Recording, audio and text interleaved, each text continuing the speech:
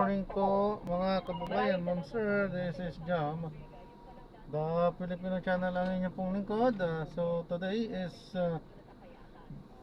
November 24, 2025 at tayo ngayon ay papunta dito yan sa may Jupiter Street, corner po yan ng Apollo Street, Barangay 196 Pasay po yan.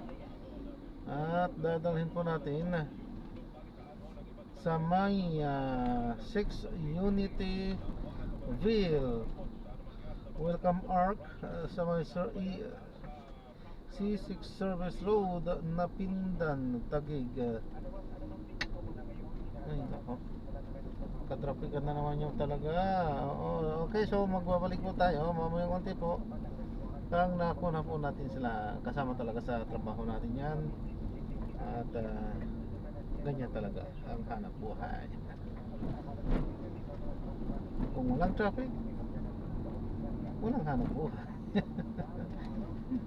Disclaimer lang po, ang content po natin ay kalsada at hindi ang passenger. Kaya nga naman, sakasakali man po na may marinig kayo, mga pangalan ng lugar, pangalan ng tao, pangalan ng organizations, government o private, yan ay wala pong kinalaman ng channel na ito at wala pong pinapatungkulan.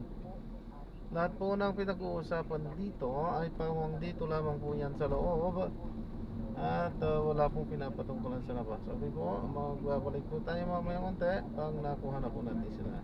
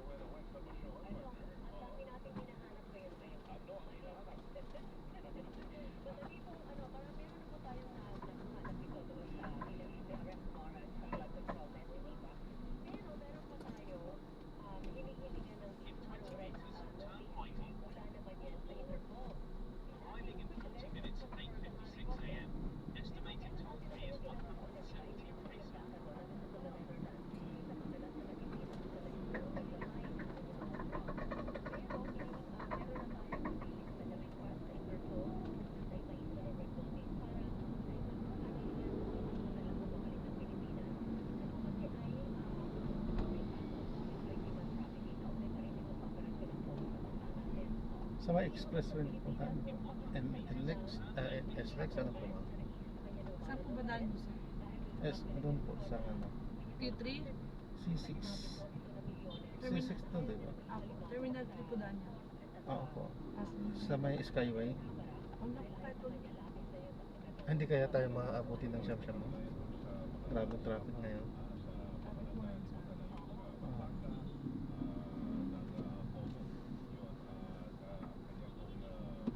Rush hour po.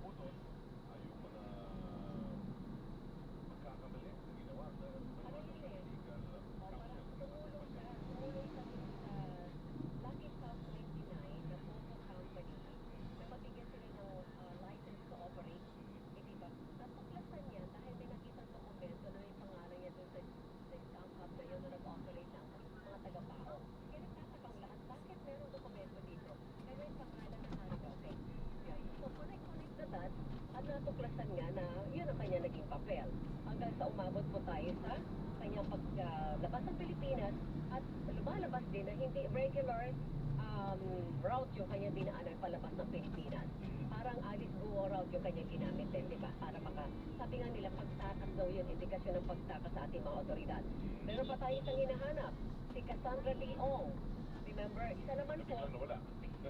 Nawala sa Kosodia. Hindi alam ng mga senador natin. Ang nakakaalam lang nito ay sino. Walang nakatiktik, hindi siya nabantayan kung nasaan siya, hindi ba? So meron na po red notice ngayon ng Interpol laban kay Cassandra Leong. Meron po siyang aktibong kaso ng qualified human trafficking. Ito ay kasamahan ni Alice Guo doon sa kaso eh. Pero siya dati ay nasa kustodiya ng mga mambabatas. Biglang napalaya na po siya, tapos wala na, hindi na po siya nabantayan ng kanyang kinaroroonan. Yan, ang hindi lang tayo nakakawala pa ay yung bagyo dahil meron po tayong bagyo ngayon na binabantayan ha. Oo, yan. Meron po tayong bagyo, mga kapuso, magdi-Disyembre na may bagyo pa. Ang pangalan pala niyan ay si Verbena.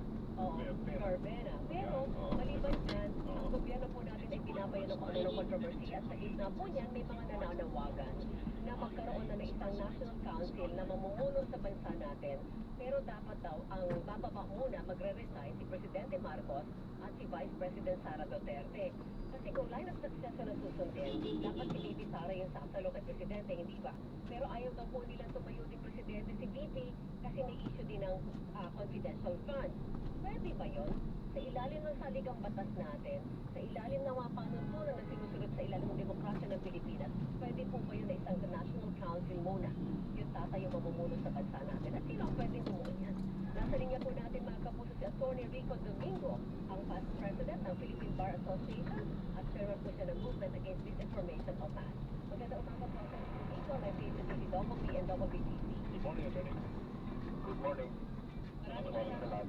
Ayun, nabigyan ko na po ng pasakali kanina kung narinig niyo po yun. Meron mga nagtutulak ngayon na magbumaba na mag-resign si Presidente, pati si Bibi Sara, at magkaroon na lang ng National Council na pansamantalang mamumuno sa Pilipinas. Acceptable po yan? Is that legal?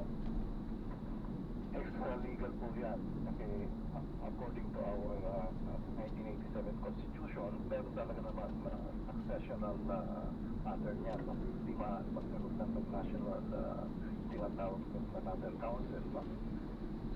Kaya dapat yan kung talagang tunay na ating ibigay ang ating gobyerno, that should not be in that process of the through elections. Okay, ibig sabihin po, kung hindi po, kung bababa ang Presidente, that is kung malaking kung yun, di ba, Attorney? Malaki. Malaking kung kasi hanggang sa ngayon active naman ang Presidente dito sa laban sa flood control mess na ito. So kung halimbawa lang, masunod yung gusto nila, ang talagang sasalo ay si Bibi Sara. Oo. And kung magbibigay si Bibi Sara, katulad na naisi naman nagtutulak nito, ang susunod ng sasalo ay Speaker. Speaker of the House, Senate President. Senate muna. Senate President, okay. Then Speaker na. Okay, and ang last line of succession, Would be the Chief Justice of the Supreme Court. okay, lahat po yan ay kailangan mo ng, parang nangyayari kay Paulus Estrada, hindi po ba? Na you officially declared na nag-resign siya, saka nanumpa si dating, at the time, Vice President Gloria Macapagal-Arroyo. Yung dating Paolo Estrada, yung kaso noon ay may issue sa welfare, di ba? Issue sa kanya. Ano ba yung nauna doon? Yung withdrawal ng support or yung mismong resignation niya? Di ba? Well, hindi natin medyo masilimuot ang pattern no ng kanyang pag-alis. But according to the Supreme Court, there was a resignation. Resignation. Resignation. Kasi yun, yung series of events yun, hindi ba, Atty? Nagkaroon mo na ng malawak na protesta, yung EDSA, Correct.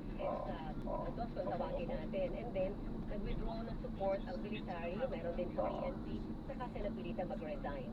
Yes. Pero attorney, ano yung mga circumstansya na pwedeng sabihin na legal na pwedeng magtatag ng National Transition Council?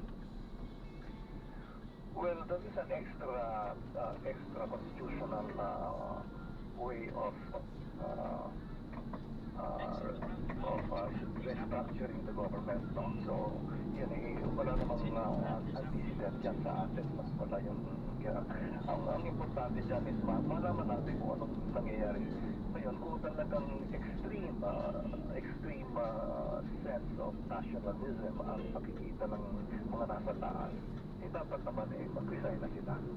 Pero yung extreme sense of nationalism. Meron bang sitwasyon ngayon, kunyari, may mga hindi gumaganang departamento ng gobyerno, magulo ang bansa, yung may mga indikasyon na wala, lawless na, daming krimen, gano'n, yung may mga indikasyon na pwedeng, kahit sino, pwede hong suportahan ng panawagan na gumawa na tayo ng Transitional Council o Transition Council. Mahirap yun kasi magkakaroon ng antecedent yan, parang ng president yan. At ano mag-stop sa mga ibang tumubuno na bigla na lang magbigay ng walang support sa mga nahalal na mga liderato natin. What will help them, what will stop them from doing that in the future on the pretext that there is inefficiency and incapacity of the previous administration leadership. No? So mahirap yan, nakakatakot yan. At maging banana-republic tayo. Kaya ang gawin natin, ang mga tao, tayo mga sovereign people, should now tell the leadership do something about this in a more effective and more expeditious manner. Hindi yung kwentuhan lamang. Makita nila sa tao ano nangyayari sa kanila. True, kasi sinabi mo kay Orly Trinidad kahapon. Huwag na natin pa tumpik-tumpik na tayo. Gawin natin ang ating trabaho at do it in a way that the people, the Salvadoran people will accept it. Hindi yung behind the scene or investigation pa ikot-ikot lamang. Dapat niya, meron ng mga cases na pinafile sa ombudsman, meron ng kumaakyat sa Sandigan Bayan, at more importantly, meron ng conviction or acquittal, as the case may be. Yan ang gustong makita ng tao. At kailangan mabilis yan. Hindi maaaring paikot-ikot lang yan, patumpik-tumpik lang tayo. We have to be resolute. We should have a political will now to address this matter. Hindi yung paikot-ikot lamang tayo. Attorney, sabi nga natin ay meron na pong na-aresto na 7. Ayun, isa din iharap sa Sandigan Bayan anytime today. At doon na yung proseso, simula na yun ng prosesong legal at pagkakaroon na siyempre na mag-trial and trial. And nandun tayo sa punto, maghihintay tayo ng hatol ng korte. Doon ang pinangambahan kong magiging matagal. Kasi talagang lahat po ng nasaksihan natin na paglilitis sa mga government officials ay mahabang panahon. Talaga, alam natin yan. At in the name of due process, nakakatakot naman yung due process na yan. Minsan naman dapat na binibilisan natin ng due process na yan. No? Kung talagang ginagawa natin, at alam natin natin ginagawa, yung due process na yan, mabibilisan eh. Yung pillars of judicial system ay dapat tumahandar at efficient. Ang problema ay napaka-inefficient ang ating justice system. Kaya ang mga tao ay nahihinit na at napapayot na sila. Hindi na pwede ito. Ito ang ginagawa nila ever since from day one. Usaping legal, process na legal, saan po ba pwedeng pagbilisin ang paglilitis ng kaso? Meron ba tayo mga bahagi niya na pwedeng isantabi muna para mas makabilis yung sinasabing due process na ito? Kasi ang daming pleadings, ang daming hearings, may balikan ng sagot yan hanggang umabot ng, 2 taon na pala, wala pa rin nangyayari. And that is a testimony na ang ating sistema ay dapat i-reform. No? Of course, matagal ng reform process niya. But right now, ngayon nakikita ng liderato natin na kailangan natin mabilis ang ating justice, umaandar ang ating justice system. 4 lang naman ang pillars ng justice system natin. No? Ang una would be the executive, the judiciary, and the civil society. Tayo ang civil society, tayo ang sovereign people, and the penology, yung mga detention centers. Yung mga 4 na systems na yan ay dapat mabilis na at epektibo na umaandar. Ang problema dito, ito ay nakabuo ng inefficiency, utter inefficiency, palpable inefficiency, at hindi ina-address ng mga liderato natin yan. Kasi either they don't know how to do it, or they're incapable of doing it, or hindi nila ginagawa because nakakabuti sa kanilang katayuan niya, lalo na kung dynasty reason ang ating gobyerno. Walang gagawin. Gusto yun ang panagdating na sa lusa ng pangyarihan at saka sa impluensya ng gobyerno. Yan ang nangyayari sa atin. Yan dapat yan yung ating iniligwang natin yan. Ang una would be the enforcement. Dapat investigation natin yan. Dapat bilisan na yan. At dami, we have 92,000 lawyers. Recruit all the lawyers there and let's do the homework and let them show their capability of researching and building cases against these corrupt people. Number 2 would be yung number 2, the judiciary. At the judiciary, meron yatang ginagawa ngayon ng Supreme Court, the Honorable Supreme Court, na they are already designating special courts to address this. Ngayon, sasabihin na yan ng Supreme Court, 6 na taon yung ginagawa usually. Gawin nyo yung tatlong buwan nyo gawin yan. Tutukan nyo mabuti yan. Continuously at trial na yan. At tapusin nyo na yan. At para meron na tayong conviction. Kung talaga hindi na wala sila sana, hindi meron sila acquittal. Pero nakikita ng tao, may nangyayari. Yun. Ang community, ang atin naman civil society, we should now press for these actions. At ito ay kailangan may mass action na tayo. Ginagawa na natin na yun yan ilang November 30, but dapat lagi tayong continuous and consistent at ating aksyon. At sinasabi huwag natin pababayaan silang matulong na naman at maghihintay na naman ito ako sa 6 na taon, 10 taon, and they'll be running to the banks, still running, and they're just satisfying themselves. Pero attorney, sana lang ano yung sa pagmamadali din natin. Gusto talaga natin magkaroon ito ng maagang resolution, hindi ba, Weng? Pero sana, hindi tayo pagdating sa paglilitis, hindi tayo madapa, hindi tayo malubak dahil madadala tayo sa technicalidad. Ang technicality naman yan depende yan sa quality of your investigation, Yes. building cases. Correct. Kung talaga naman ang mangyayari dyan, ang iba dyan sinasadya nilang pinapahina para may acquittal. Tignan na natin anong klase mga investigators to at saka anong klase ombudsman to kung ganyan nangyayari. Di ba? Attorney, yung nabanggit nyo kanina, 3 buwan yung gagawin ng Supreme Court, yung mga gagawin special court. Sa inyo talaga, kaya mo yan? Conviction Kaya in po 3 yan. months, 3 buwan na.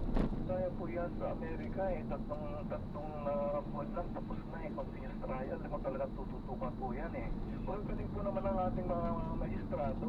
Magaling po naman ang ating physical judges. Magaling po yan Ang problema dyan, pinapabayari lang, Your Honor, we would like to explore all possibilities, blah, blah, blah. Hinihintay nila at pinapayagan nilang i-delay ng mga abogado. That's why ang mga abogado dapat pala yan, kasi dati na hindi nila pinapayagan yon. Ang judge naman hindi pinapayagan ng puro delays, puro suspensions, puro sabihin na hindi ready ang mga witnesses. No, pag hindi ready yung witnesses, tuloy-tuloy yan. Attorney, bakit mas maganda po ba kung halimbawa mayroong designated na special division na isang division lang nakahawak ng lahat ng flood control cases na ito? Kasi dito sa kaso sa Nauhan, dito sa 17 na nation ng warrant of arrest, 3 division. Pero para mga individual ito. So, I mean, kung para sa isang set na ito, mas maganda ba kung isang korte lang, consolidated sa isang court lang or division? So yun, meron pitong division sa Sandigan Bayan, remember? At meron move ngayon to increase it, but that has to be by way of legislation. In the meantime, dapat, tingnan na kung pulong-pulong sila ngayon, pinay ng mga presiding justice ng sundan yun. At tingnan nilang mabuti how they can help the people.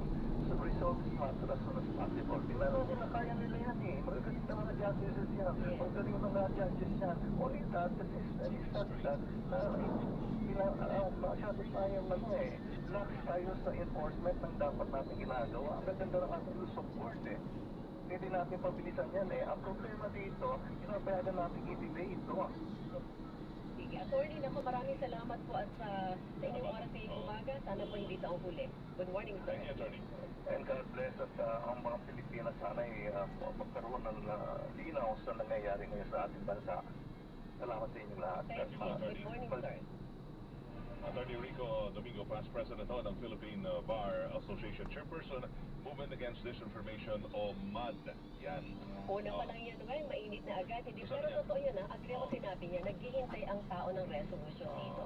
At And saka until makita natin yung resolution na yun, kukul at kukul ang usaping ito sa bansa natin. Kung ganito kabilis ang nangyari last week na file ang ombudsman sa Sandigan Bayan, tas may arrest warrant in a few days lang, okay na siguro itong ganitong takbo. Yung Pero pink, dapat di ba? sunod-sunod mo ito. Oo. Hindi lang to isa lang ngayon. Walang hihiras kukul. Oo. Tsaka yung nasabi niya, 3 months, pwede nang desisyon na yan. Pwede na maglabas ng conviction. Yun. Huwag yung hindi po 3 dekada, 3 buwan ang pinag-uusapan. Alright, oras natin mga kapuso. Ito, 8:33 ng umaga. Dito yan sa Taxi sa Double B. Babalik po kami ni May pagbalik namin. Bagong balita. Tayo po radyo na. Hindi pa. Labanan ng fake news. Dapat totoo.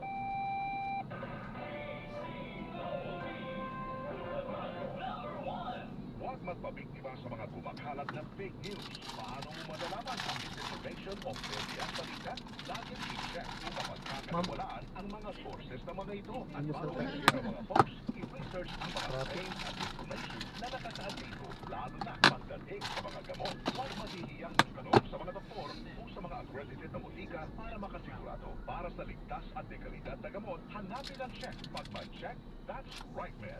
Laging i-check ang totoo.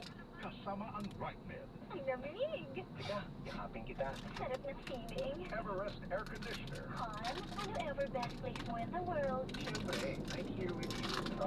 Everest Air Conditioner. Clean, healthy air, energy saving. Everbest from Everest. Everest Appliances. Health, wellness, energy saving. Everbest from Everest. Available in major appliance stores nationwide. At Kung para sa ating sipon lang yan, para sa kanya, Hindi ako makalaro. Hindi ako makalabas. Time natin ay Nanawagan ng agarang investigasyon ang ilang mga residente sa apat na barangay sa bayan ng Garcitorenas sa lalawigan ng Camarines Sur. Makikita natin ang sipon na ito na kung saan ang nagkaradala ay itong bahagi ito na kung saan ay hanggang sa bahagi ito. So, yung area natin na makikita ang mga kaibigan at ito naman yung sa palagay dito at talagang ayun at sila ay nananawagan na kung sana ay hindi na maulit ito. Ang maigit umano sa 500 meters ang haba ng seawall na di umano ay ayon sa mga residente, proyekto ng 4th Legislative District ng Camarines Sur. Ang alam ko, galing ang budget nito, galing sa si Congressman ng Camarines Sur, Sino ba yung congressman dito? Congressman Portibilla. Ngayon, nakuha niya ito sa Congress siguro, ang budget dito. nanawagan si Tatay Cesar Valencia na hindi na maulit ang ganitong proyekto na dapat anya ay patibay ang pagkagawa ng kanilang seawall. Ang interesado kung sa buhay ng tao, yun ang dapat natin kaupsityan ng komisyon. Kaya panawagan ko, kung sakaling gawin ang siguro ito, ayusin naman. Tapos, dapat under supervision ng DPWS na may takot, taga-DPWS na may takot na yun. Naabutan natin si Tate Felipe na nag-aayos ang kanyang bahay. Ayon sa kanya, naayusin naman dapat anya ang seawall para sa kanilang proteksyon. Dapat ba? Ano yung girahin si Ulmo pagka girahin na tulsun? Kaninong proyekto ito? Sabi ki Kwela ini ki ining 20 milya. Sa kontraktor? Dahil kung saan ako yung nag-ayos. Okay. Ang problema sa kansiwol net, ang palaman bye-bye. Pagsamantala na muna sa kanilang natutuluyan matapos na mawasak ang seawall, mga kaibigan, dito sa naturang lugar. Kung saan ang ating mga kabayan ay nagsasyaga na muna na pansamantalang dito muna sila ay manirahan. Matapos pong mawasak ang seawall dito po sa bayan ng Garcitorena, Camarines Sur. Ayon sa website ng Sumbungo sa Pangulo, nagkakalaga ng 46 milyon na ang pundo ang ng seawall na kumukulikta sa apat na barangay ng populasyon sa naturang bayan. Nababahala ngayon ang mga residente na sana ay hindi na maulit ang matinding hagupit ng bagyong Siuwan na mawasak muli ang kanilang mga tahanan. Ayon naman kay 4th District Congressman Arnie Petevella sa pamagitan ng kanyang public post sa social media Facebook page na aminado siya na sa kanyang proyekto ang nawasak ang seawall. Nawasak sa tulyataling seawall. Na, pero kung mayong seawall na ginimo po dyan, barangay 1 hanggang 4, masigurado pong grabing danos ang mangyayari. So, bako pong passive ang nangyari po sa Garcitorena. Igiling na po kung ano ang karapat-dapat na dapat ibuhon. Kamayo po kitang ibang gustong ibuhon sa Garcitorena, lalo na ang mga nakaisal sa gilid po kang dagat, istoteheran at tao. Yan po ang sa kuyang obligasyon. Na di ko po pwedeng pabayaan itong tulong bagyong ito ka 2020, kamayo po kitang ibuhon. Po, kaya lang, pakumansa na po bagyong uwan ang nagabot sa tuya. Bago po nagabot ang bagyong uwan, kumaginumduman ito, nagabot pa si bagyong Pitito. Pero ang seawall po sa Garcitorena nakatinto. Kaya masisiguro ko po sa ito, pakupong substandard ang pag-ibo ng sabi ng seawall sa Garcitorena. And ang magayang patating balita, ikaw po yan yung pagkaakot na warranty ang mga contractor dyan. So, 5 years may warranty po yan. Kung maraon, ipuan po bibuhon. Ayon naman kay Camarines Sur Governor Elry Villafuerte na kanilang paimbestigahan ang pagkawasak ng seawall kung saan anya ay delikado sa mga residente, lalo ng buhay ng bawat individual. Well, una-una nakausap ko yung ARD ng DPWH kasi yung project nila doon na wash out yung wala relief file. Sabi ko, bakit kayo nag-design ng seawall na walang relief file? Then yung LGU raw may project dito na boulevard/seawall. So dapat investigahan yan. Hindi na sa politika para hindi yan maulit kasi dapat yan ang gagamitin yung protection sa tao, sa seguridad, sa pamilya na sila unang wash out. So kami naman sa parte namin gagawa kami ng solusyon dito sa Garcitorena. Meron kaming bininimbang program, kapatan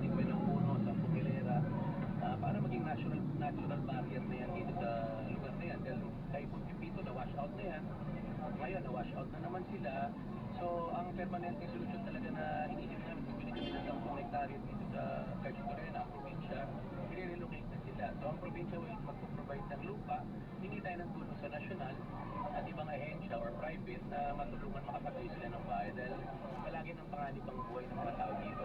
Iginit pa ng gobernador na agad silang magkasagawa ng kapulang solusyon ang lokal na pamalang panlalawigan ng Camarines Sur at maging ang relocation site ng bawat pamilya upang hindi na maging panganib sa pang-araw-araw na pamumuhay ng mga residente.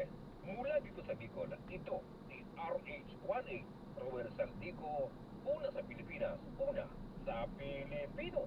Maraming salamat, Ruel Saldico. Grabe pala yung nangyari dyan sa Carti Torena, no? Hindi lang basta bumigay eh. Mawash out eh. Nawala halos Nawala lahat yung eh. talagang Yung harang nasiwan ay eh. natanggal. Oo eh. Dapat talaga may managot sa Oo. mga ganyang pangyayari. Pa-investigate para malaman Tama. kung ano ba talaga dahil ang sinabi naman ni Congressman Pantavella ay yung mga previous naman na bagyo ay hindi naman sila naapektuhan. Oo. Itong one lang daw. So, hindi natin masabi lang kay Romel eh. So, kailangan siguro i-double check. Yun ang Tama. pinaka-safe na gawin. Tama yung sinabi ng gobernador. Mhm. Dapat yan imbestigahan. Yes. Otherwise, magiging paulit-ulit na lang yan.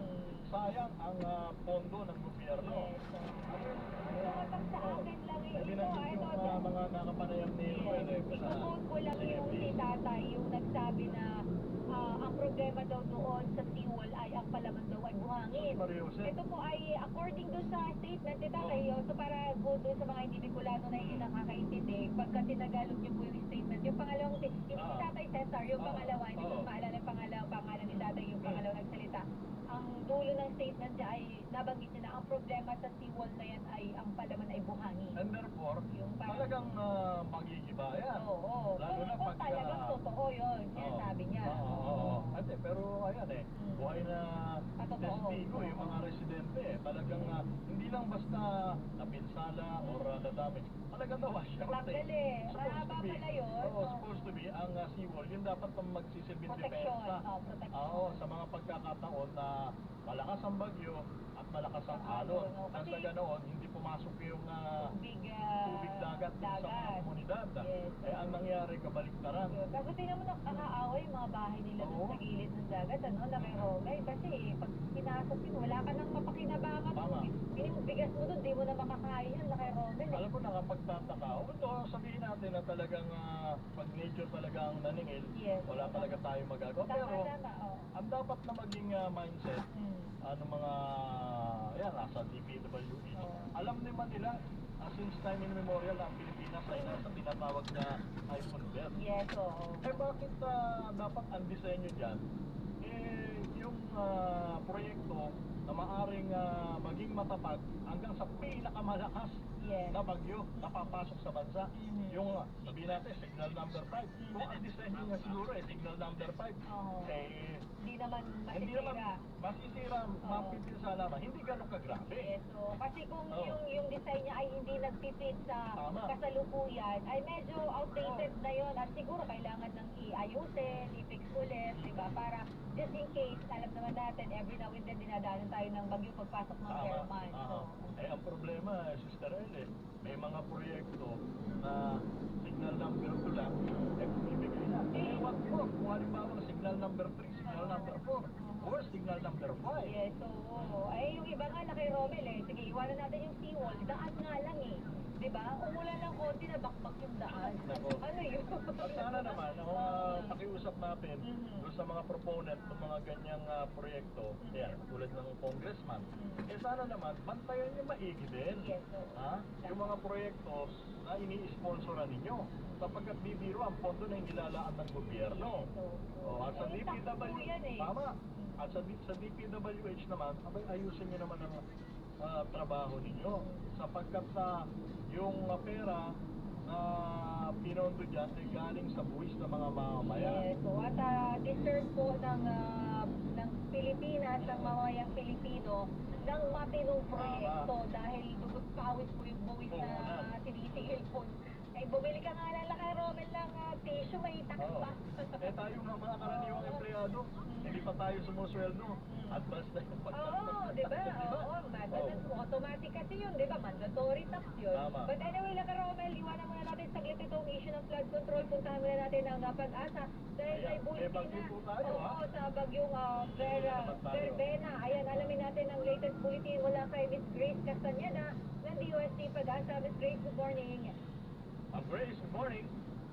Morning po sa ating lahat. Sa kasalukuyan nga po, binabaybay pa rin ni Bagyong Verbena yung karagatan. Huling namataan yung sentro nito sa layong 290 kilometers east of Surigao City, Surigao del Sur. So medyo malapit na po yung sentro nito sa ating kalupaan. And expect po natin, ngayon pa lang, yung rain bands nito is nakaka-apekto na sa malaking bahagi ng Visayas at Mindanao. So ngayon, taglay po nito lakas ng hangin ng 45 kilometers per hour malapit sa sentro at pagbukso na umaabot sa 55 kilometers per hour. Pakanluran yung pagkilos nito sa bilis ng 20 kilometers per hour. And since ina-expect nga po natin na ito ay tatama sa ating kalupaan, meron tayo nakataas ng wind signal number 1 sa southern portion ng Occidental Mindoro, southern portion ng Oriental Mindoro, Romblon, northern portion ng Palawan including Cuyo and Calamian Islands, and mainland Masbate, central and southern portions ng Eastern Samar, central and southern portions of Samar, Biliran, Leyte, southern Leyte, Cebu, Camotes Islands, Bohol, Negros Occidental, Negros Oriental, Siquijor, Iloilo, Capiz, Aklan, Antigua including Caluya Islands,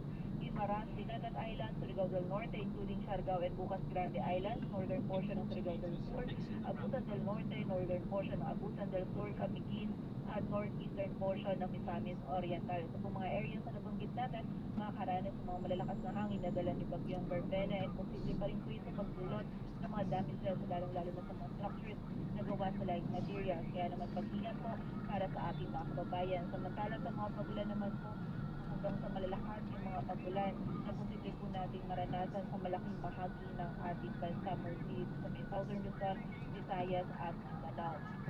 For today po, 100 to 200 millimeters of rainfall ang na-expect po natin during the 24-hour duration dito sa Eastern Samar, Leyte, Biliran, Southern Leyte, Surigao del Norte, Surigao del Sur, at Dinagat Island. Samantala, 50 to 100 naman sa Camarines Norte, Camarines Sur, Catanduanes, Albay, Sorsogon, Masbate, Capiz, Iloilo, Guimaras, Negros Occidental, Negros Oriental, Cebu, Bohol, Siquijor, Northern Samar, Agusan del Norte, Agusan del Sur, Misamis Oriental, Bukidnon, at sa area din po ng Camiguin. Expect po natin hanggang Wednesday magpapatuloy po yung mga pag-ulan dito. So buong bahagi po ng Visayas, maging sa Mindanao at Southern Luzon, mula po ngayong araw hanggang Wednesday, expect po natin na patuloy yung mga pag-ulan na mararanasan natin na dulot ni Bagyong Verbena. Kaya naman doble ingat, pagiging alerto po para sa ating mga kababayan dahil po magiging mataas yung banta ng mga pagbaha at pagbuho ng lupa. So reminder po, maging alerto tayo, lalong-lalo ng mga kababayan natin na nakatira malapit sa ilog, sa sapa, sa mga bulubuluhay lugar kung saan sila po yung pinaka-prone sa mga flash floods at landslides. And nakita nga po natin sa track nito ni Bagyong Verbena, generally west-northwestward yung pagkilos nito. Posible po yung landfall scenario natin sa northeastern Mindanao mamayang hapon, and then natawirin nito itong area ng Visayas patungo sa may northern portion ng Palawan. So from today po yan hanggang Wednesday morning. So again po, today hanggang Wednesday, doon po yung mga pagulan na mararanasan natin na dulot ni Bagyong Verbena. And bukod po dito, yung shear line naman patuloy din magdudulot ng mga pagulan dito naman sa may bandang norte. Sa area po ng Cagayan, Isabela, Aurora, at Quezon, posible yung 50 to 100 millimeters of rainfall. And sa mga susunod po na araw, mas magiging madami pa yung mga pagulan na magiging dala po ng shear line, lalong-lalo na dito sa may silangan ng Luzon, kung saan possible po na dito din sa Metro Manila by tomorrow hanggang Wednesday maging maulan din po yung panahon natin na dala naman ng shear line. Kaya po patuloy pa rin tayo mag-asabay sa update na ipapalabas ng Pag-asa. At yan po muna ang latest dito sa Weather Forecasting Center ng Pag-asa. This is Tanyata, magandang umaga po. Grace, Yes po. tinitignan ko yung mapa ninyo, parang napakalawak din ng sakop nitong bagyong ito. Yes po, malawak po yung rain band, Oo, yung mga kaulaban niya po. So ngayon po, kahit yung sentro niya is nasa karagatan pa, yung mga rain band niya po, yung kaulaban niya is nakaka-apekto na po sa malaking bahagi ng Visayas at Mindanao. Ano ang pinakamataas na signal na maaaring itaas ng Pag-asa, Grace? Sa ngayon po, ayon pa possible natin is Windigal number 1. Nakita po natin during the passage nito sa ating landmass, mag-maintain po nito yung tropical depression category. Pwede mag-slightly intensify po ito bago mag-landfall, but still within tropical depression category pa rin po yung most likely ng mga nahangin po yung dala niya in relation po sa tropical depression. But still po, kahit hindi siya ganun kalakas compare po dun sa mga bagyo na naranasan natin ng mga nakaraan, depende pa rin po sa vulnerability ng mga lugar. So, kung yung mga structures po natin, if yung mga old, saka yung mga gawa sa light materials, posible pa rin dito magdulot ng minimal to minor na damage. At kailan ito inaasahang lalabas ng PAR, Grace? So, nakikita po natin, posible po na lumabas ito ng ating area of responsibility by Thursday morning. Okay. Maraming salamat na Miss Grace Castañeda ng DOST Pag-asa. Maraming salamat din po. At sa oras na alas 8:49 ng umaga, standby, paring Raymond Nagtaas, standby. Number 1. Maulan man, no worries, naamoy ko lang ang damit.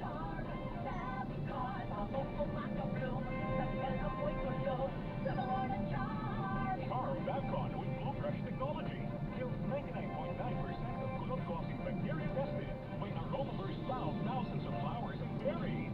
Ang sampay sa loob, naamoy ko loob. Manufactured by ACS Manufacturing Corporation. ISO certified world-class quality.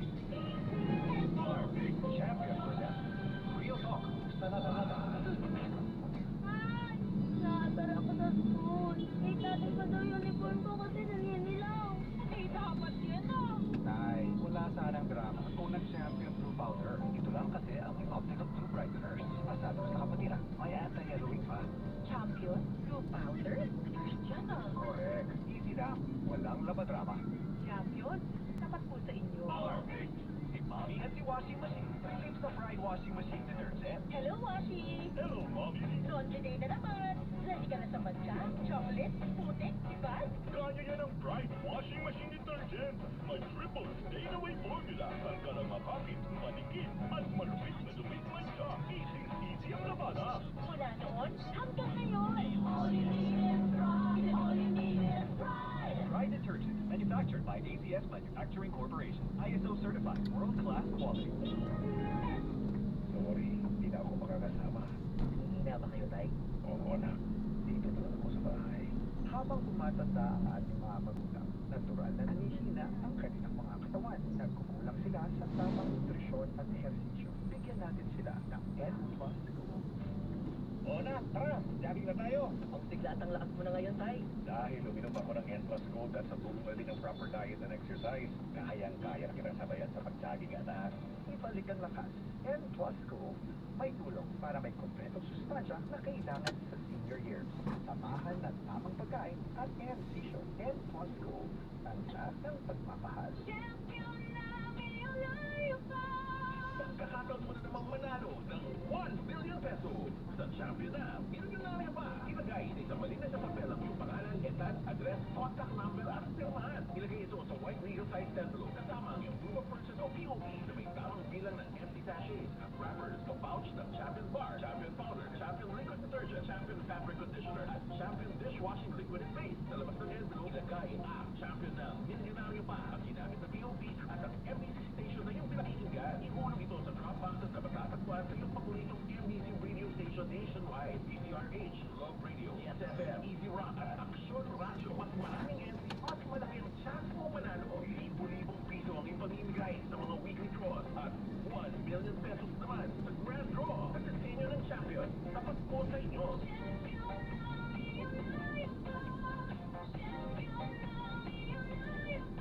Posters are better at Facebook page for more details. Promo period is October 5 to December 5, 2025. DTI Fairchild Permit number SEB 235097 Series of 2025. Valley meets rock in a classical grade.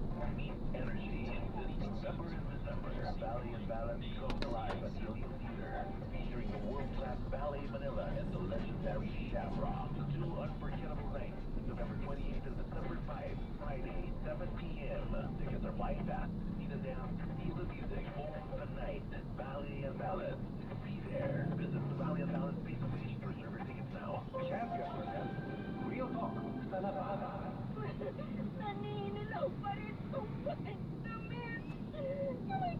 Ang sakit magkanta. Naglaro ba lang yan?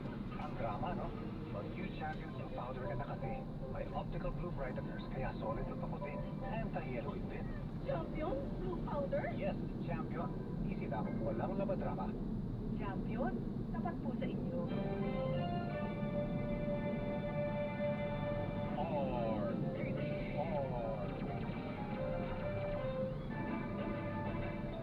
Balik tayo sa inyong programa ng aming bayan sa ngalan ni Boss Leo Macalma. Ito ang lingkod si Romel Verdesta. Kasama pa rin po si Sir L. Elaine. At papasukin natin ang report mula sa Senado. Pondo para sa Zero Balance Billing. Ang Department of Health dinagdagan ng Senado at Justisya. Balita mo yan na Paring Raymond nagbaas. Paring Raymond. Paring Romel, maraming mga pasyente ang makikinabang sa zero balance billing program ng pamahalaan sa susunod na taon.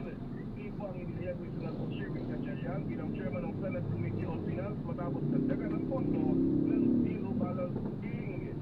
Sabi ni Gatchalian, dinagdagan nila ng 9.3 billion pesos ang programa mula sa original na budget na 53.3 billion sa ilalim ng National Expenditure Program o NEP ay magiging 62.6 billion pesos na ito.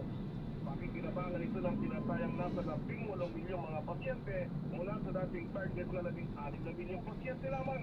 Ang zero balance billing ay sagot ang nagpamala ng lahat ng gastos ng mga pasyente na i-admit sa mga basic o ward accommodations ng mga DOH hospitals. Sabi ni Gatchalian, ang dinagdag na pondo ng zero balance billing ay para sa mas malusog at mas ligtas na mga komunidad. Nag-grantay ng Senado ng dagdag na isang bilyong piso para sa zero balance billing sa mga specialty hospitals gaya ng Lung Center of the Philippines, Philippine Heart Center, National Kidney and Transplant Institute at Philippine Children's Medical Center. Ngayong umaga pa rin sa Saturday, ang budget ng Department of Education o DepEd ang isasalang sa Senate plenary. Ito si Agoy Sunday Raymond Advance para sa DTRX, ulo sa Pilipinas, una sa Pilipino. Ay, teka muna, Paring Raymond. Marami ang nagtatanong kung kailan ang resumption ng hearing ang Blue Ribbon Committee sa flood control scandal. Wala pang schedule na yun dahil itong linggong ito ay kailangan mo na silang tapusin ang plenary debate sa national budget. Ang target nila dapat ay hanggang Huwebes, ngayong Huwebes na ito, ay matatapos na ang plenary debate para next week magkakaroon na agad ng Bicameral Conference Committee o in the soonest possible time ay matapos na lahat then may sumit nila sa Office of the President. So, okay, dapat di mo na ang paspasan nila, Paring Raymond. Sapagkat pagka hindi yan na ipasok on time sa Malacanang, ay alam mo na ang magiging resulta. Gagamit ulit tayo ng enacted budget sa 2026. Yun ang mangyayari Paring Romel, pero sa ngayon kasi medyo mabusisi ang pagtatrabaho nila dahil nga sa mga napunta ng mga anomalya ay ang tinitiyak na liderato ng Senado na kung hindi man mas tuluyang mawala yung mga kalukuhan sa budget ay kahit sa paano may i-boost ng malaki, lalong-lalo na yung mga gastusin doon sa mga budget na pinagkakakitaan lamang itong mga ilang mga politiko kaya na nangyari sa mga flood control project. Okay. Mula sa Senado, balik sa inyo, Paring Romel at sa Elaine. Maraming salamat, Archel Donate, lang kay Raymond at pa. Samantala lang kay Robert, punta muna natin ang nasado si Edgel. Nandiyan ba sa maraming sinabi? Punta natin si Edgel din sa press con dahil nag-start na daw yung press con. Wait lang doon. CILG press con. Drug enforcement group na yan, talagang ang daming issues. Daniel. Umarap dito sa Bapaprane, Senior Secretary John de Gregoria, naging magpapaka-official para Department of Justice, National Bureau of Investigation, DPWH, at Philippine National Police para magbigay ng update higil dito sa pagsisilbi ng arrest warrant sa 16 na katao. Masangkot sa flood control scandal. Balita nilabas ang Tigapangan ang reservoir na ugaling po sa kasong ihabla ng ombudsman. Wala naman sa referral ng Independent Commission for Infrastructure, DPWH. Pinaunahin ito sa road line project. So, Rizal Mindoro, anomalya at aabot sa 409 million pesos na higit.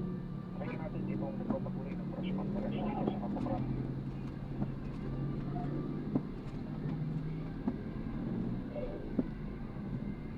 Pakanan.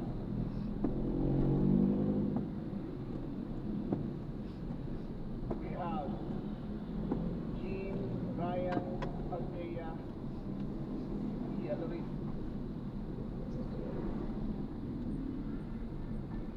We have Ruben Santos or De Los Santos.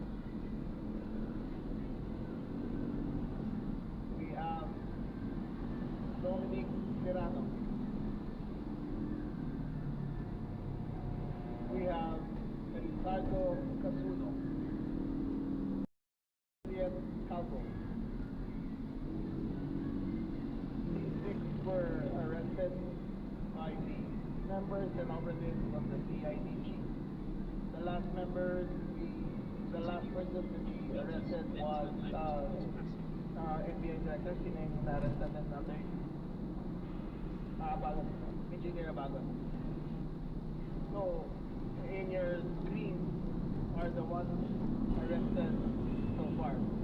Next screen, please.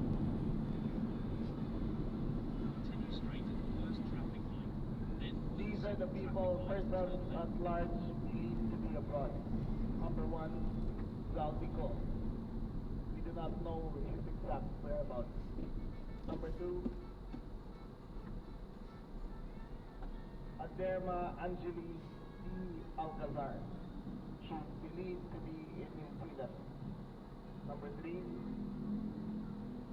Cesar X. Ventura, believed to be in New York. Number four, Alexis Tamayo, believed to be in Jordan. Ladies and gentlemen, state for Zaldico, the other members who are believed to be abroad have made contact with our law enforcement agencies and expect them to show up at the embassy and begin immediate repatriation towards the Philippines. They have done so voluntarily, informing them of their whereabouts, and we inform them of their rights to proceed immediately to the embassy as soon as possible.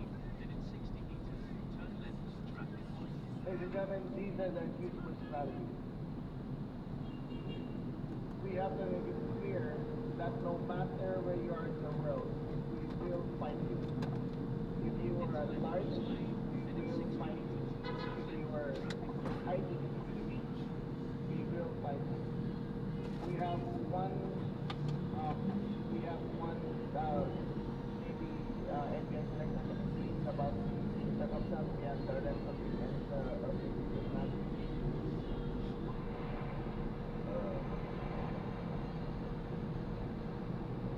He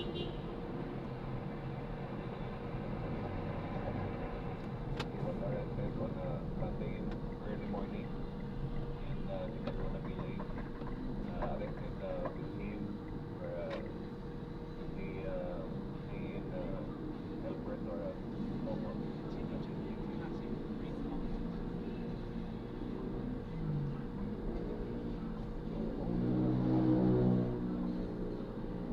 We are into investigating.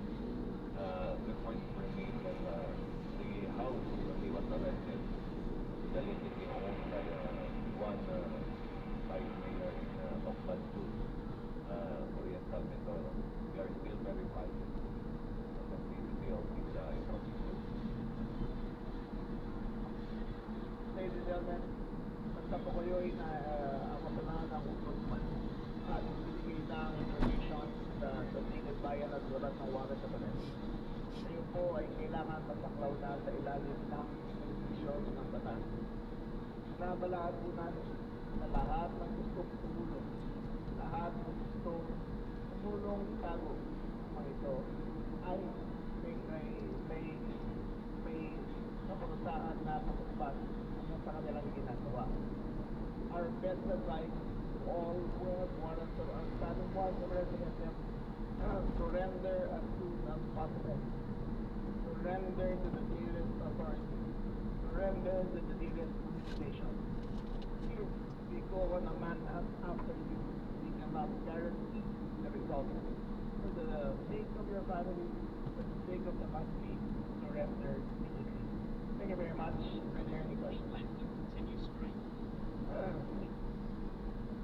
Again.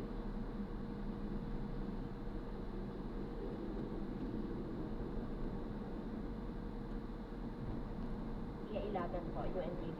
Sir, itong mga akusado na ito ay saang flood control lang sila nagawit at tama po ba na dire-diretso yung investigation and meron pa tayong mga inaasahan na sa mga susunod na araw? I'll deal with your permission. Unang-una po, narinig naman po natin ang Pangulo natin kanina ng umaga. In-announce na pagka-arrest o mga unang mga sangkot sa unang kasong pinal ng gobyerno laban sa mga maanumalyang flood control project. Sinabi din ang Pangulo natin, isa po lang po. Nandito na po tayo sa ito na mananagot na po lahat ng mga dapat managot. Pero isa pa lang po. Ito po ang unang-unang kaso tungkol sa flood control sa Oriental Mindoro. Pero marami pa po marating na kaso, marami pa po makakasuhan, marami pa po ang ma-arresto. Yan po ang pangako ng Pangulo natin. Kaya maghintay na lang po tayo, naghintay na rin naman tayo ng ilang buwan. So, hindi po konti na lang madadagdagan pa ng madadagdagan itong mga kasuhan at arresto. Okay, and then, sir, may madadawit po bang mga local government executives sa Oriental Mindoro tungkol sa flood? That is the discussion ng Ombudsman. So, hindi namin Ombudsman maglabas ng report. Pero may iniimbestigahan. Again, Ombudsman din. Kailangan mo sa atin. Two more questions, please. Yes, sir. Sir, good morning. No? Any information po regarding the whereabouts of Saldico who said last Friday was in Japan? Is it also true na nasa isang country siya na walang extradition treaty with the Philippines kaya hindi siya ma-arresto basta-basta kasi meron tayong kay Negros Oriental representative na huli siya agad. But why with Saldico? Why is it taking so long? We believe he's traveling with another passport. We do not know if he's using another name. So, i-verify pa namin eh. The blue notice is out. Now that we have now that the arrest warrant, the red notice can be out and then we will further determine kung nasan talaga siya. So, hindi pa siya gumagamit ng Philippine passport. So, kahit i-cancel, Secretary? No, ang hula lang namin, reportedly he has another passport. One more question, please. Yes, sir. Sir, yung napanood kahapon na yung isang suspect, nagbabarge yung mga agents, destroying the door using a battering ram. Will it be the norm na gagamitin ng PNP and the LG and FBI para ma-arresto lahat ng mga suspects? Your question again, do we use the same procedure? Yes, will it be the norm na yung ginawa ng NBI standard operating procedure talaga yan? If they refuse to open the door, then they have the arrest warrant gives them the power to possibly to break open the doors. Nasa kapangyarihan ng NBI yan at ng ating law enforcement agency. Okay, meron ba? Last one we were really... I think two more questions, Sec. Okay, Sir, last on my part, yung sa anin po na, yung sa CIDG, were they arrested or some of them surrendered? The first one, in the name of Gerald Bacanan, surrendered, and after that surrender, one after the other, we arrested, or the PNP arrested the CIDG, 6 personnel. One more, please.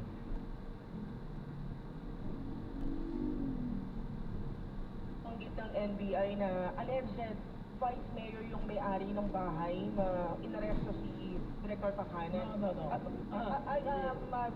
Di siya legend. We have determined that he is the owner of the property. Ang determine namin kung ano ang nature ng kanyang stay sa lugar na yan. So until we determine kung he was renting or he was being hidden, wala pa kaming definite statement kung anong status ng kanyang investigation. Meron pong kaso, sir? Again, we cannot say until we determine the exact state of the arrangement kung bakit siya doon. Ano pong ginagawa ng office niyo para po matiyak na walang political intervention? Ay, wala talaga. Wala talaga. Wala. So, what you see is what you get. There is no political intervention. Okay, thank you very much.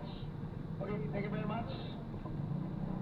Daniel, ang inyo po napakinggan ay ang matatapos na press conference sa loob ng Campo Crame na pinamunuan ni PILG Secretary Gilbert Remulla. Ito po ay tungkol sa mga individual na inisyuhan ng warrant of arrest kaugnay sa flood control scandal.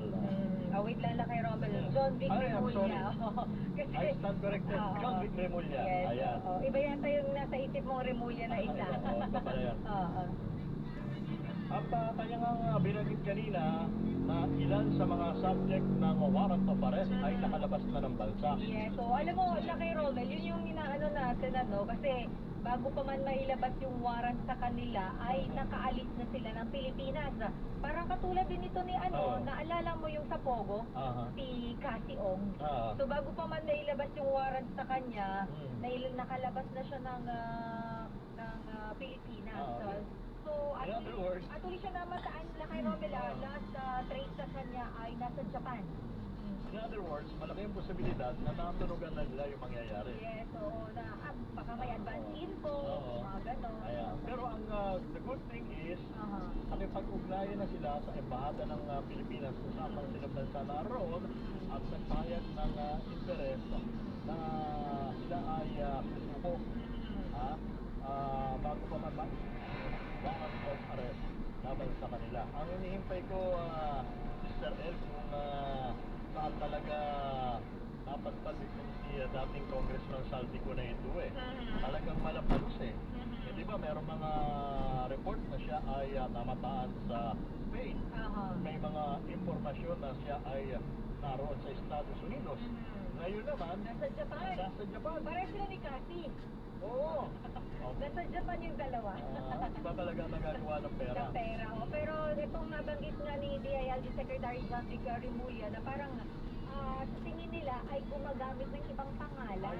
Kaya sa pasaporte. Sa pasaporte. Kaya parang medyo nagkakaroon tayo ng problema sa pagtitrace kay Romel dahil ang hinala nila ay gumagamit ng ibang pangalan. And therefore, hindi kahit pakansilahin o hindi, yung kanyang original na pasaporte, yung siya talaga ang gumagamit, parang non-employed.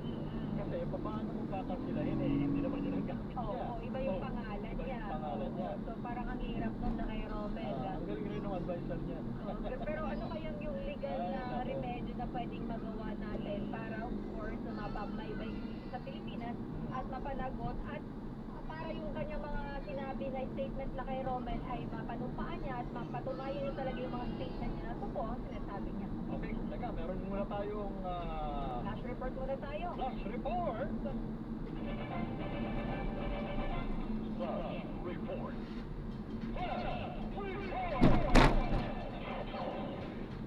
Ito na kay Romel, 8 na.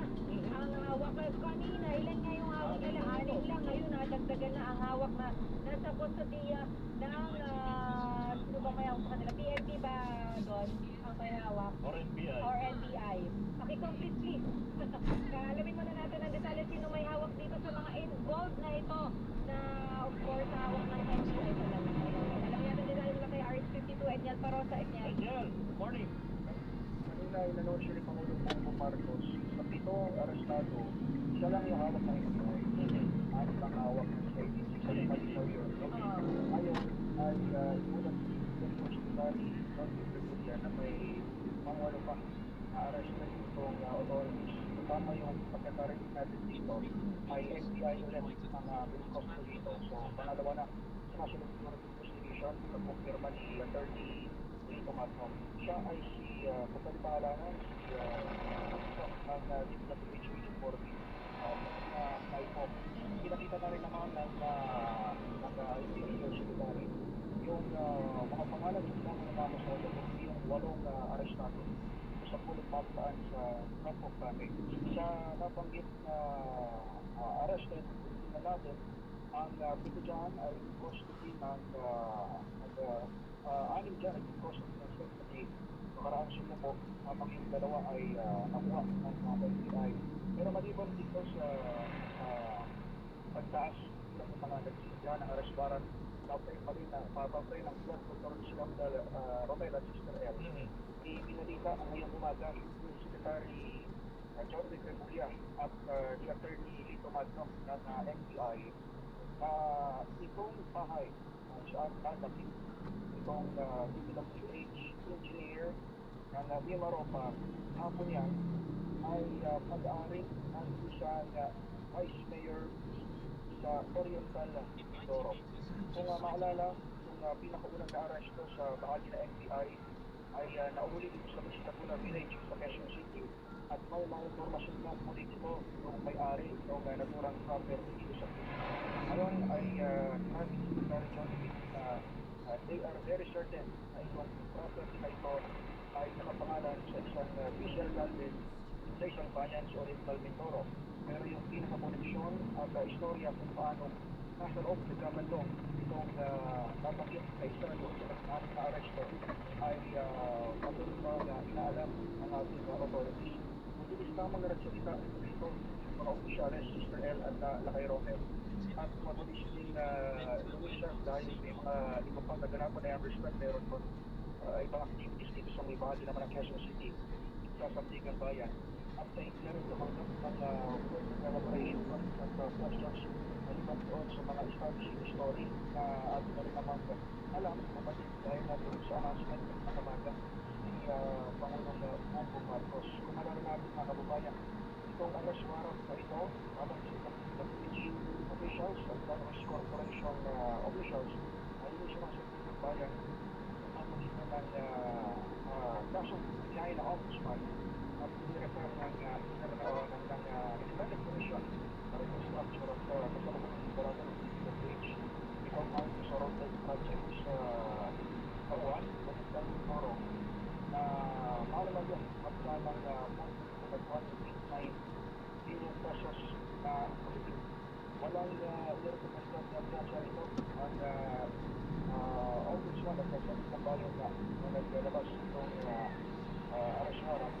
At malalaman natin kung anong mangyayari sa pagkat lahat ng at-large at yan ko lang yung remaining at-large na anim Romel at Mr. L. Na isa sa kanila ay mayroon ng appeals at ang lahat na identified na masalitang bansa kama na si former Congressman Salvi ko ay mukhang pinagnas ang pagulong sa Interpol para makuha ng mga opisyal. Mga two major points na binanggit dito, una yung pagdami ng manaras, yung pangalawa ay itong bahay kung saan nakuha yung isang opisyal sa Philippines Music na pag-aari pala ng politiko. Mga two major points na binanggit ni Secretary Lakay Romel at Sister L. Dito pala rin si Congressman Salvi ko, ang palibhasa ay palipat-lipat ng bansa na nililipadan ng kanilang inala ay bilang Philippine passport gamit ang former congressman. Yun yung dahilan kung ba maaaring nila pagdagong method o strategy para makuha ang dating kongresista kapagkat kahit din sila yan kanyang Philippine passport kay Romel at Sister L ay may possibility pa rin siyang makapag-travel gamit ang isang passport na hindi na dinanggit kung anong saan bansa o saan citizenship. So yan ang latest. Technically, Angel, lahat ng lahat na subject ng warrant of arrest ay all accounted for. Oo, parang din naman pinalabas dahil even yung mga nasa ibang bansa,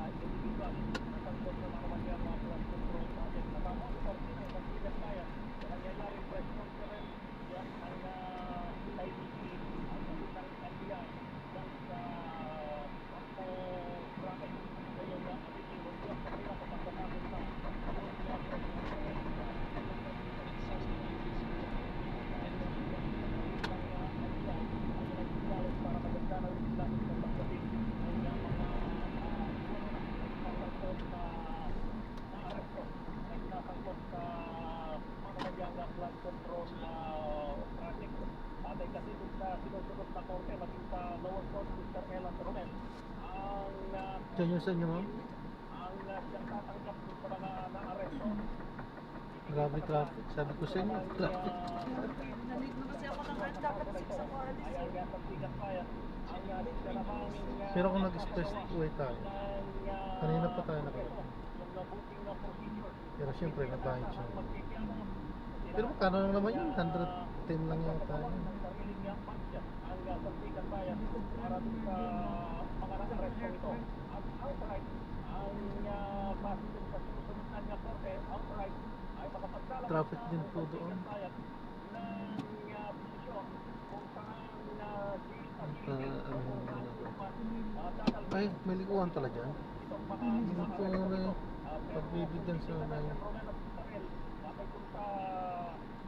Sige, sige. preparasyon ng Rail Management Technology at ng Department of the Interior and Local Government ay mukhang dito sa New Quezon City Rail dadalhin itong 8 mga na-arresto na ito. At kanina itausap na rin natin ang tagapagsalita ng Bureau of Rail Management Technology itong si Superintendent Taga dito kayo, ma'am? Derek Sanera at kanyang pinabanggit Ano yung pinanggalingan nyo doon? Bahay nyo din. itong mga bagong operator ang unang 8 mga na-aresto sa dami ng mga dapat ay ma-aresto na mga sangkot sa manumalyang ground control of project. Sa ngayon ay wala pang indikasyon. Nandito na sa bisilidad ng Sikat Bayan itong mga individual na ito na una ng sumuko at unang na-aresto ng mga law enforcement agency. Ako'y nakasali pa rin na Israel dito sa pagdating dito ang mga taong sangkot, mga opisyal ng region na 14 sangkot sa manuwalyang ground control of project. At yan rin ang pinaka-latest wala rin sa Sikat Bayan. Ako, si Val Gonzalez, sa Radio sa Pilipinas. Maraming salamat, Karin Sky Val Gonzalez. Samantala po sana natin ang report ni Manang Milky. Wala pa man si Manang Milky. Tama na tayo kay Manang Milky sa Kamara de Representantes. Pagbulit ng ICI at DPWH sa Ombudsman.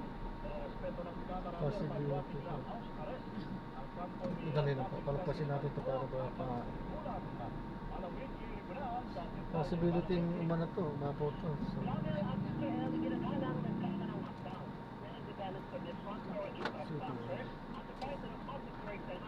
ingat po.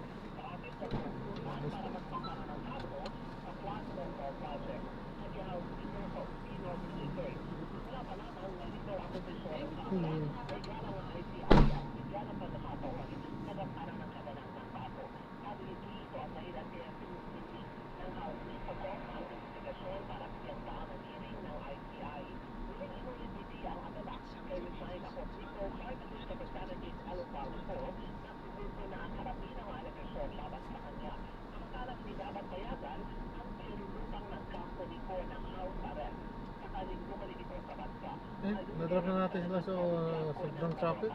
Maraming salamat po sa panonood. Sa mga ingat. At God bless. Paalam po muna. Pasamanta na tayo. Gagawa na ng ibang video sa ating susunod na mission. Paalam po.